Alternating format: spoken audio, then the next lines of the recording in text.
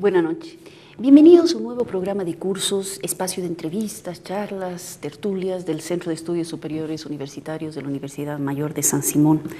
El 2013, en enero de 2013, el PIEB, la Universidad del Programa de Investigación Estratégica Boliviana, lanzó una convocatoria para trabajar el tema de naciones en tiempos del Estado plurinacional.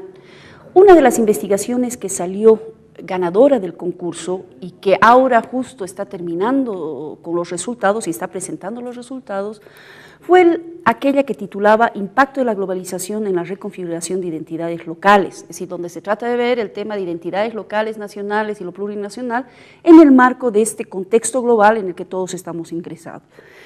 Una de las investigadoras del programa era Marité Segada, investigadora de la UMS y docente de la UMS también, analista política reconocida, que ha publicado varias investigaciones, varios libros y varios artículos sobre temas políticos y actualmente cursa un doctorado sobre procesos sociales y políticos latinoamericanos.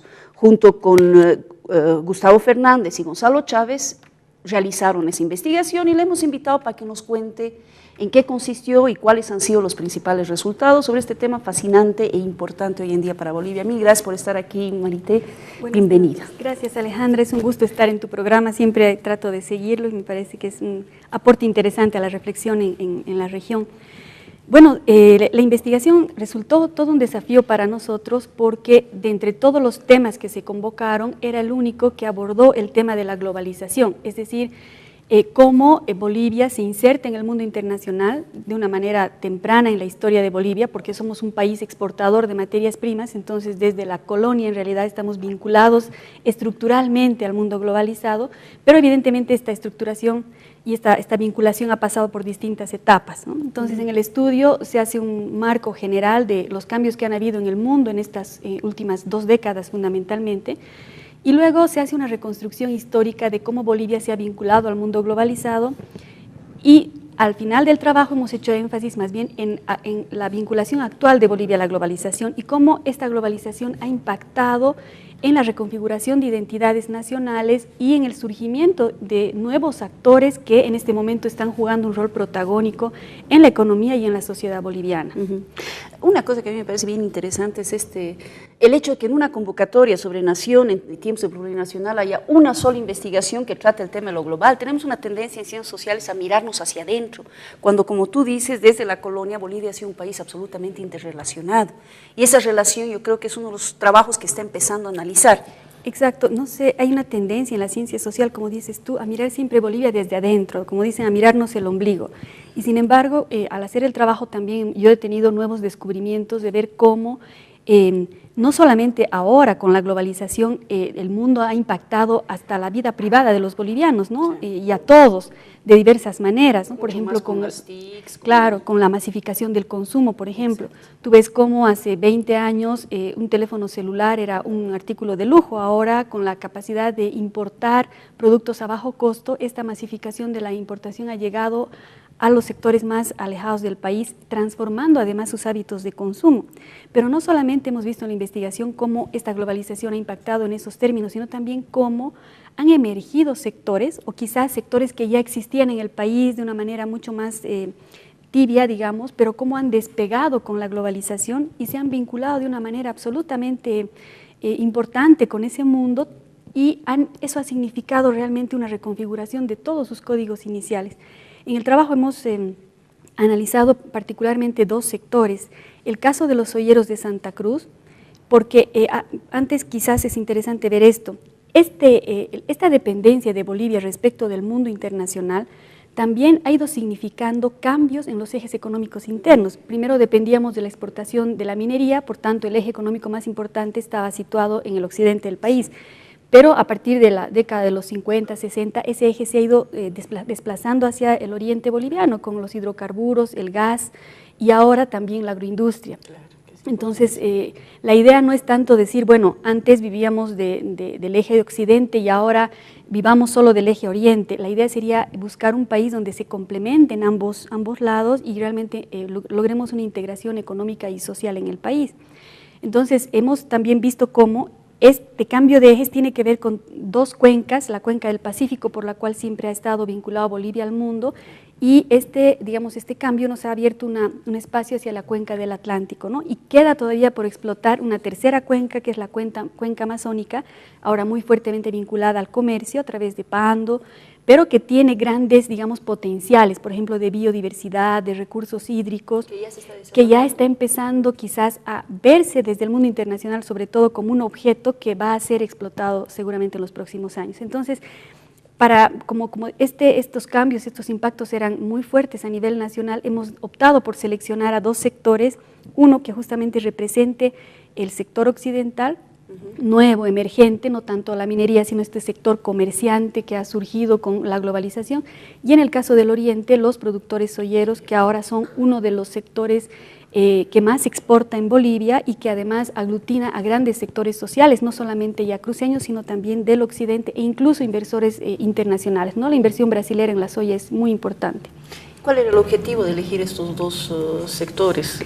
Por un lado era ver cómo los soyeros, por ejemplo en el caso de Santa Cruz, se han vinculado al mundo internacional a través de la exportación de la soya, que es lo que les ha dado, digamos, este despegue económico.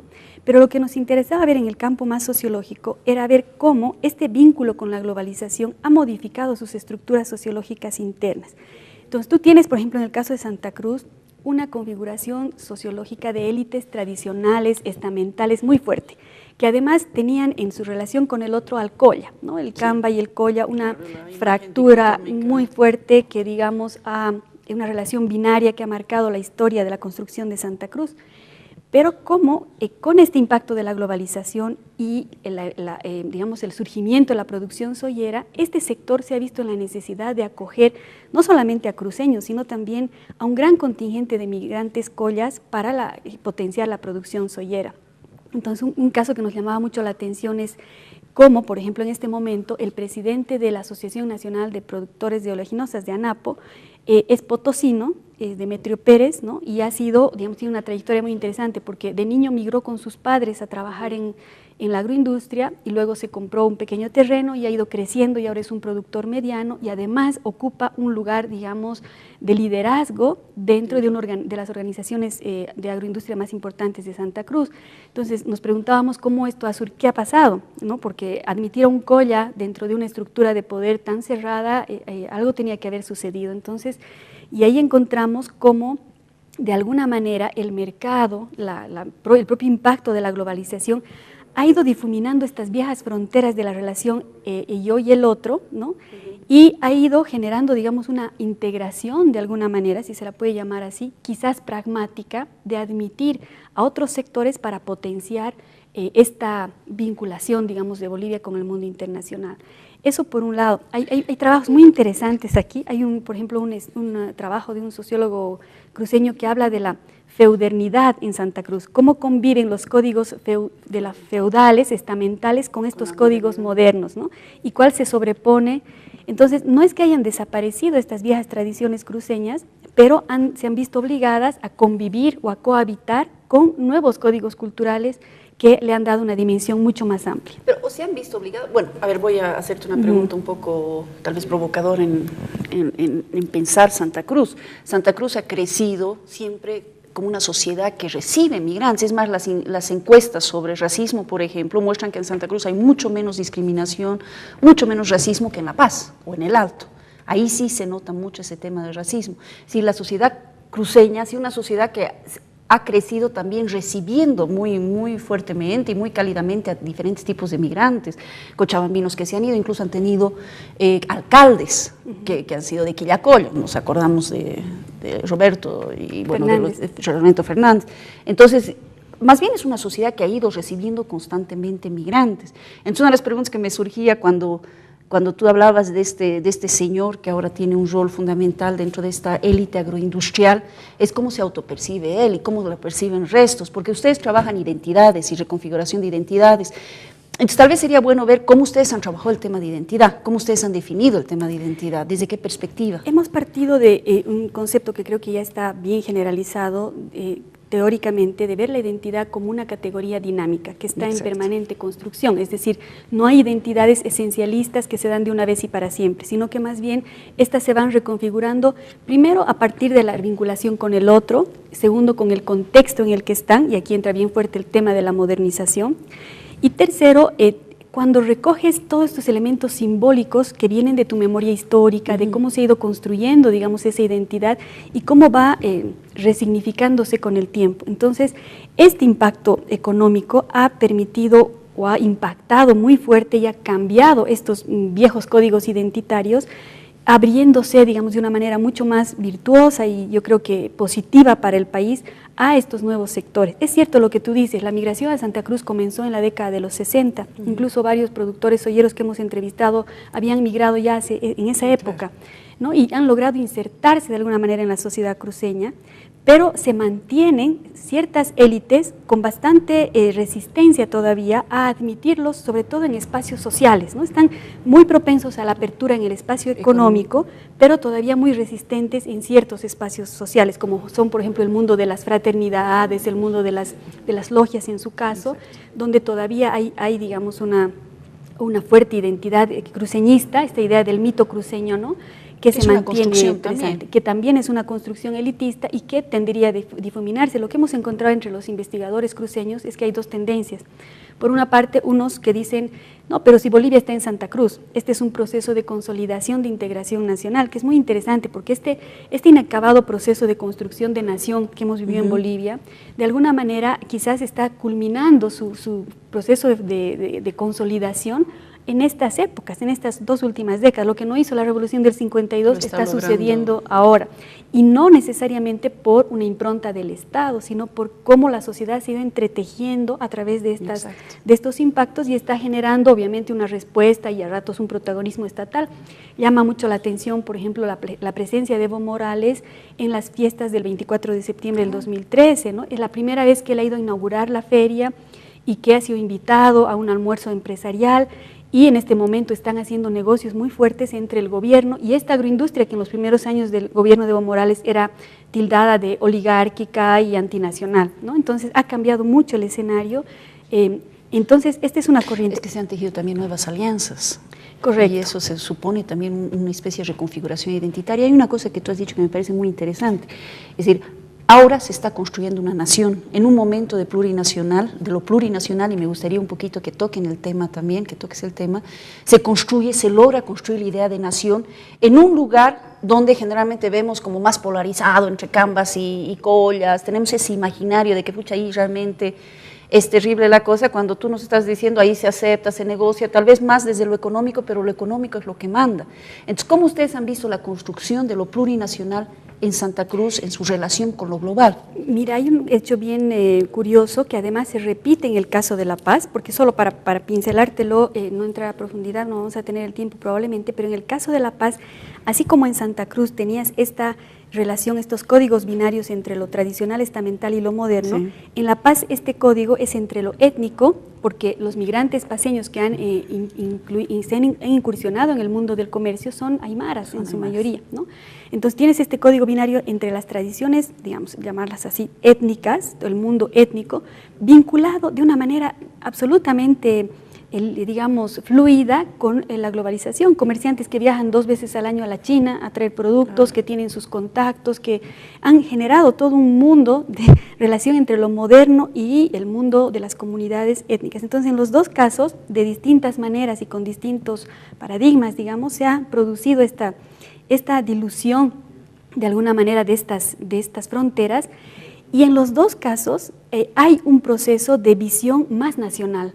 En los dos casos, yo diría en gran medida, mediados por el tema de la economía, los negocios se han vuelto, como decía uno de nuestros entrevistados, una especie de cemento social, porque son admitidos sectores que antes no lo eran, no solamente en esta investigación, fíjate Alejandra, sino también en otras investigaciones de esta convocatoria, se ha ido constatando que en el gobierno actual y en este estado denominado plurinacional, en realidad está construyéndose muchos elementos de esa nación inacabada, ¿no? Sí. Incluso en términos simbólicos, en términos discursivos, desde lo social, ¿no? ¿Cuáles son los elementos simbólicos que unen a los bolivianos, ¿no? Y se destacan mucho los elementos que son más bien de corte nacional. Cuando nosotros hemos preguntado a estos sectores qué les decía lo plurinacional y qué significaba para ellos esta noción, si les favorecía o no, eran más bien indiferentes a la idea de plurinacionalidad. Les parecía un discurso que está en la Constitución, pero que no había significado nada relevante en torno a la vida cotidiana de estos actores, ¿no? Y un detalle más que es bien interesante ver en el caso de La Paz, cómo esta combinación de los códigos étnicos con los códigos modernos conviven. Por ejemplo, estos sectores del comercio muy fuertemente vinculados a la China y al mundo internacional mantienen muy fuertemente sus tradiciones. Por ejemplo, el ícono es la fiesta del gran poder, ¿no? Y todas estas representaciones rituales, festivas, que ellos mantienen, pero de una manera curiosa, vinculando ambas cosas. Por ejemplo, uno de los grupos de comerciantes muy fuertes que tienen mucha relación con la China decía, nosotros para diferenciarnos de las otras fraternidades o grupos folclóricos del gran poder, traemos desde la China adornos y telas para diferenciarnos del resto. Claro, entonces, sí, ahí, sin perder este anclaje social que les da un capital social también muy importante, porque son las redes de parentesco las que han permitido que estos sectores vayan creciendo también, porque sí, han venido admitiendo, por ejemplo, qué sé yo, rigen códigos como el Pasanacu, como la reciprocidad, para ir admitiendo a nuevos sectores en este mundo del mercado, ¿no? Que no lo han abandonado, pero que lo combinan y conviven, cohabitan, no sé, con códigos culturales que vienen desde el mundo moderno. Y que recrean y reinventan sus propios códigos. Hay un tema ahí que sí me interesaría, pero es por curiosidad de investigadora, pues es un tema que estoy trabajando.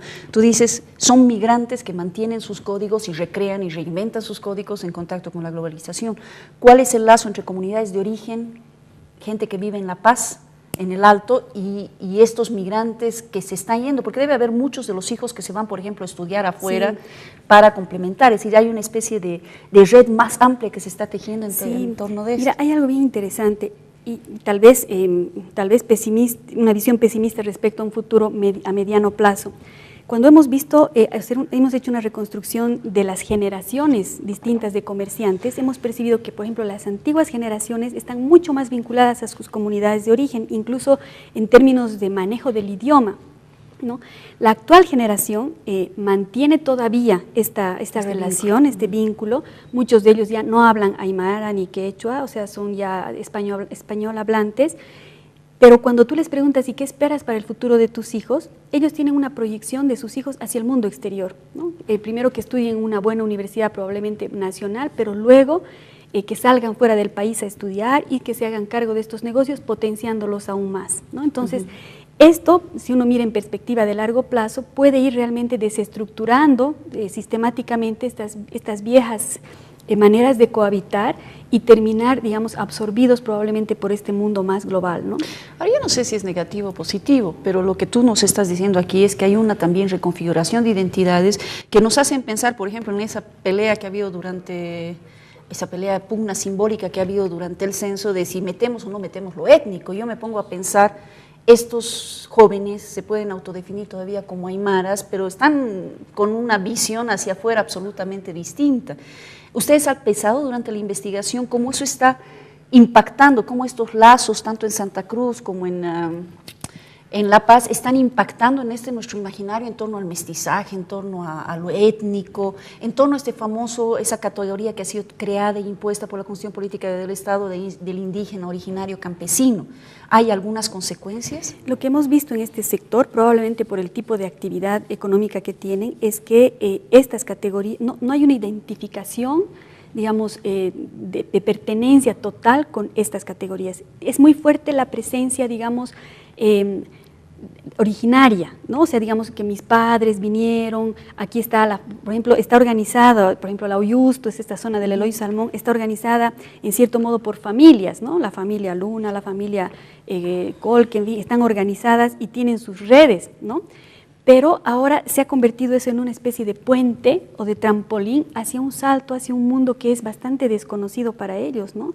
Y creo que no hay tanto esa identificación indígena, sino más bien hay una proyección hacia lo nacional por un lado, porque además los negocios de los comerciantes, incluso en el caso de Santa Cruz, la venta de soya se da en un gran porcentaje en la propia, digamos, dentro del contexto nacional. Y los comerciantes también tienen sus redes en distintas ciudades del país, entonces sienten que lo nacional se está consolidando. Incluso uno de los entrevistados nos decía, cuando yo voy fuera del país, no pesa tanto, digamos, este tema identitario local, sino lo nacional, ¿no? Han conocido al país a través de Evo Morales y me preguntan, dice, ¿no? ¿Cómo está el país? En fin, entonces él se siente muy boliviano, pero boliviano, no tanto indígena, porque la interlocución de él con este otro mundo no está tanto anclada en su origen étnico, sino más bien en su condición nacional, porque desde allí se mueve en esta lógica del comercio, ¿no? Claro que sí, qué interesante. Se construye lo nacional a partir de lo económico. Si estamos hablando de dos poderes económicos grandes, que son un poco un sustento de lo que pasa a nivel nacional y que están construyendo lo nacional a partir del comercio. Ahora, ¿cuál es la impresión que ustedes han tenido en esta investigación sobre el discurso imperante de construcción de lo plurinacional, de discurso frente a la Pachamama, discurso frente a lo indígena originario campesino? ¿Cómo entra ese discurso que nos ha movilizado desde el 2009 hasta la actualidad en estas dinámicas, porque son dinámicas de reconstrucciones y demás? Mira, Alejandra, hay una cosa bien interesante ahí, porque en una parte del texto hemos trabajado evidentemente la interpelación del Estado, cómo interpela el Estado con el discurso de lo plurinacional y cómo esto ha ido variando también en estos años. Porque al principio, por ejemplo, el sujeto de la Constitución es el indígena originario campesino muy fuerte, y la idea, digamos, el horizonte del país estaba trazado hacia la construcción de un socialismo comunitarista, ¿no? Claro. Vinculando, digamos, un poco, bueno, varios elementos ideológicos y culturales de proyección del futuro país, ¿no? A dónde estamos yendo. Pero fíjate que esa idea se ha ido también transformando en este tiempo. El discurso de Álvaro García Linera del 6 de agosto del año pasado, que luego ha circulado en un textito junto con los periódicos hace un par de meses, sobre la nación, ¿no? Muestra cómo él mismo, digamos, en este texto se da cuenta y va buscando maneras de compatibilizar esta visión de lo indígena originario campesino, pero con una visión más nacional, admitiendo que en el país él habla de una nación compuesta, ¿no? Incluso de una identidad compuesta. Unos son los bolivianos y otros son los bolivianos e indígenas. Entonces, está buscando el mismo discurso estatal, maneras de responder a una realidad que quizás los ha sorprendido a ellos mismos, ¿no? Y que necesita identificar, explicar y además incorporarla en su discurso. Entonces, esta convivencia de, por ejemplo, en alguno de los estudios se destacaba cómo en el Dakar, en esta famosa experiencia inédita en Bolivia, había mucho más banderas rojo, amarillo y verde que huipalas, por ejemplo, ¿no? Mostrando que sí lo nacional está muy fuertemente arraigado. En estas encuestas que tú mencionas también, lo boliviano es muy fuerte. En uno de los estudios que se ha hecho en base a datos cuantitativos, se veía que lo boliviano es muy fuerte. Por ejemplo, en el caso de Santa Cruz, claro, lo que tú tienes es una vinculación que hemos visto nosotros también en Santa Cruz entre lo boliviano y lo regional, en el caso de La Paz entre lo boliviano y lo étnico, digamos, ¿no?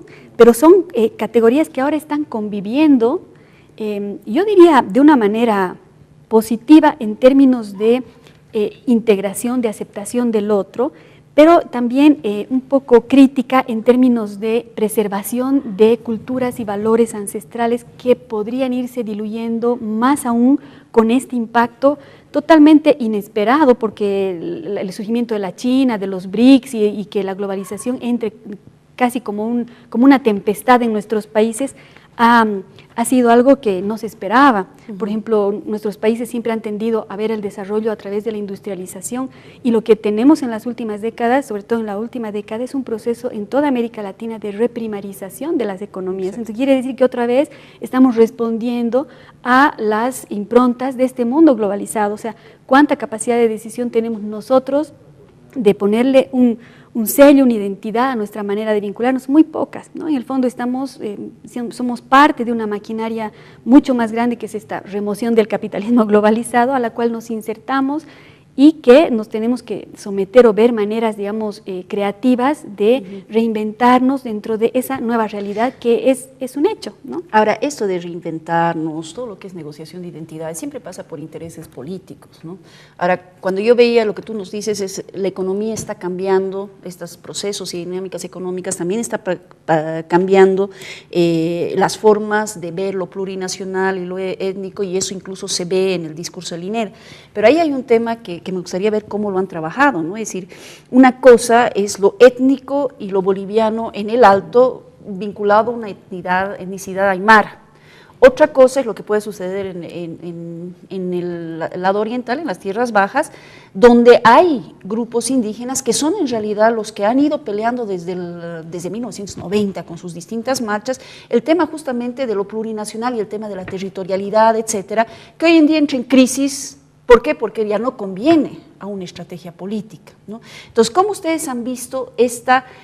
Porque ahora, bueno, vamos a ir a atender a esta nación compuesta, vamos a volver a negociar identidades, tanto así que ya no se habla de colonos, cocaleros, sino de interculturales, porque es una negociación identitaria, porque políticamente no conviene. Entonces, en estas relaciones que ustedes han visto en el Oriente, ¿dónde o desaparece lo que es lo indígena de tierras bajas, entra por algún lado? Porque ahí está un poco la otra parte de la medalla, ¿no? Ellos son los que reivindicaban lo plurinacional, y en base a ellos se ha construido un discurso plurinacional que ahora justamente como que lo ponemos en duda. ¿Por qué? Porque ellos no quieren una carretera, por ejemplo, o ellos están con otro interés económico.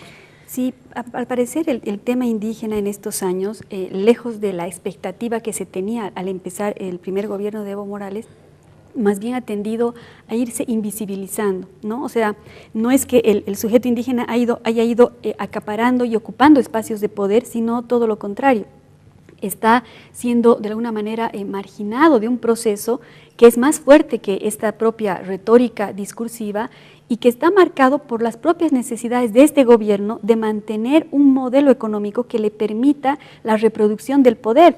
No otra cosa es la decisión, porque es un hecho, de, digamos, optar por el extractivismo, de mantener una economía retóricamente de defensa del medio ambiente, pero en el fondo sostenida sobre la inversión en recursos naturales y una explotación a veces totalmente desconsiderada respecto de la madre tierra, la Pachamama y estos enunciados generales, ¿no?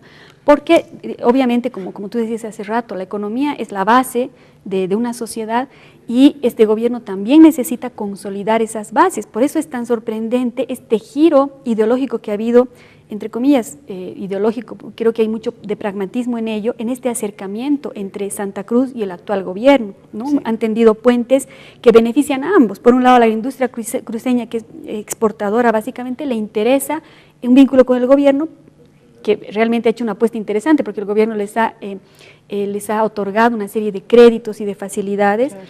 Y al gobierno le interesa la producción alimentaria porque está anclando uno de sus ejes económicos más hacia mediano y largo plazo en estos sectores. Entonces están, como decimos en Cochabamba, al partir de un confite, ¿no? Ambos sectores están armónicamente armados, pero a ratos también, como te decía, como las dos tendencias en Santa Cruz, ¿no? Unos que dicen, no, este ya es un proceso de integración nacional en serio, estructural, porque viene de hace mucho, como decíamos, Santa Cruz está, o Bolivia está en Santa Cruz, pero hay otro sector de intelectuales cruceños que también hemos entrevistado para ver distintas visiones, que más bien piensa que no, que este es un vínculo pragmático de conveniencia coyuntural y que evidentemente estarían esperando en algún momento que las condiciones políticas cambien para retomar ellos el protagonismo a la manera en que lo estaban ejerciendo en las décadas anteriores. Ahora, en ese pragmatismo también está la negociación de identidades que uno puede tener. Y te pregunté una cosa que después se me olvidé enfatizar, cómo este Colla, que emigró muy joven a Santa Cruz, ¿cómo se autopercibe? ¿Como Colla, como Camba? ¿Cómo ha ido renegociando sus identidades? Mira, por lo menos a los productores soyeros migrantes que hemos entrevistado, ellos se sienten muy cómodos en Santa Cruz. Sienten que sus familias ya han logrado, sus hijos, por ejemplo, ingresar a ciertos círculos escolares, en fin, sociales inclusive, mucho más fácilmente que ellos cuando migraron, donde fue más difícil, digamos, ese proceso de integración. No se sienten cruceños, entienden que hay una élite cruceña que es bastante radical todavía en su visión, digamos, de exclusión, incluso racista en muchos casos, pero en los ambientes de negocios y económicos en que se mueven, ellos sienten que que están muy bien ubicados, ¿no? Incluso desde la perspectiva de los propios cruceños, ellos decían, bueno, en realidad el que tiene plata en Santa Cruz, el que viene con dinero, tiene las puertas abiertas, ¿no? Y parece que un poco se está cumpliendo esa premisa y no hay tanto la sensación de esa separatividad que era el código, digamos, que regía esta relación. Cuando se empieza a construir esta mentalidad, este imaginario cruceño en la década de los 30, 40, ¿no? Que ya realmente está muy transformado. Ese es un tema apasionante porque además es un tema de discusión desde el Estado plurinacional hasta ahora, y ahora hay nuevos elementos que están surgiendo y que nos hacen repensar todo lo que hemos pensado hasta ahora y todo lo que hemos reflexionado. Pero se nos ha acabado el tiempo, Marité, mil gracias por estos primeros resultados que creo que van a ser publicados a la larga. Mil gracias por compartir con nosotros. No, pues más bien la agradecida soy yo. Y gracias a ustedes por estar.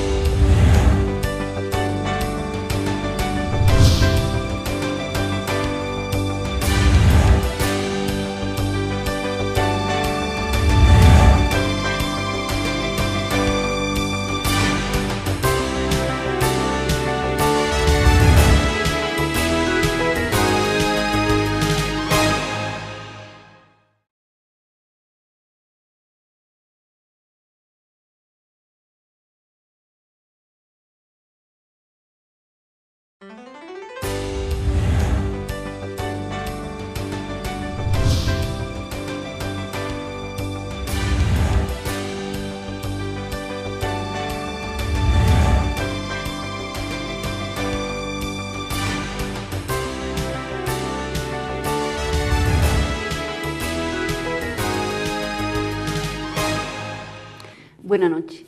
Bienvenidos a un nuevo programa de cursos, espacio de entrevistas, charlas, tertulias del Centro de Estudios Superiores Universitarios de la Universidad Mayor de San Simón. El 2013, en enero de 2013, el PIEB, la Universidad del Programa de Investigación Estratégica Boliviana, lanzó una convocatoria para trabajar el tema de naciones en tiempos del Estado plurinacional. Una de las investigaciones que salió ganador. Y a mí, gracias por estar aquí, Marité. Bienvenida. Gracias, Alejandra. Es un gusto estar en tu programa. Siempre trato de seguirlo y me parece que es un aporte interesante a la reflexión en la región. Bueno, la investigación resultó todo un desafío para nosotros porque de entre todos los temas que se convocaron era el único que abordó el tema de la globalización, es decir, cómo Bolivia se inserta en el mundo internacional de una manera temprana en la historia de Bolivia, porque somos un país exportador de materias primas, entonces desde la colonia en realidad estamos vinculados estructuralmente al mundo globalizado, pero evidentemente esta estructuración y esta vinculación ha pasado por distintas etapas, ¿no? Entonces en el estudio se hace un marco general de los cambios que han habido en el mundo en estas últimas 2 décadas fundamentalmente, y luego se hace una reconstrucción histórica de cómo Bolivia se ha vinculado al mundo globalizado. Del concurso y que ahora justo está terminando con los resultados y está presentando los resultados, fue aquella que titulaba Impacto de la globalización en la reconfiguración de identidades locales, es decir, donde se trata de ver el tema de identidades locales, nacionales y lo plurinacional en el marco de este contexto global en el que todos estamos ingresados. Una de las investigadoras del programa era Marité Segada, investigadora de la UMS y docente de la UMS también, analista política reconocida, que ha publicado varias investigaciones, varios libros y varios artículos sobre temas políticos y actualmente cursa un doctorado sobre procesos sociales y políticos latinoamericanos. Junto con Gustavo Fernández y Gonzalo Chávez realizaron esa investigación y le hemos invitado para que nos cuente en qué consistió y cuáles han sido los principales resultados sobre este tema fascinante e importante hoy en día para Bolivia. No solamente ahora con la globalización, el mundo ha impactado hasta la vida privada de los bolivianos, ¿no? Sí. Y a todos, de diversas maneras, ¿no? Por ejemplo, con las TICs, claro, con la masificación del consumo, por ejemplo. Exacto. Tú ves cómo hace 20 años un teléfono celular era un artículo de lujo, ahora con la capacidad de importar productos a bajo costo, esta masificación de la importación ha llegado a los sectores más alejados del país, transformando además sus hábitos de consumo. Pero no solamente hemos visto en la investigación cómo esta globalización ha impactado en esos términos, sino también cómo han emergido sectores, o quizás sectores que ya existían en el país de una manera mucho más tibia, digamos, pero cómo han despegado con la globalización y se han vinculado de una manera absolutamente importante con ese mundo, y eso ha significado realmente una reconfiguración dado, y al final del trabajo hemos hecho énfasis más bien en la vinculación actual de Bolivia a la globalización y cómo esta globalización ha impactado en la reconfiguración de identidades nacionales y en el surgimiento de nuevos actores que en este momento están jugando un rol protagónico en la economía y en la sociedad boliviana. Una cosa que a mí me parece bien interesante es el hecho de que en una convocatoria sobre nación, en tiempos de plurinacional, haya una sola investigación que trate el tema de lo global. Tenemos una tendencia en ciencias sociales a mirarnos hacia adentro, cuando, como tú dices, desde la colonia Bolivia ha sido un país absolutamente interrelacionado. Y esa relación yo creo que es uno de los trabajos que está empezando a analizar. Exacto, no sé, hay una tendencia en la ciencia social, como dices tú, a mirar siempre Bolivia desde adentro, como dicen, a mirarnos el ombligo. Y sin embargo, al hacer el trabajo también yo he tenido nuevos descubrimientos de ver cómo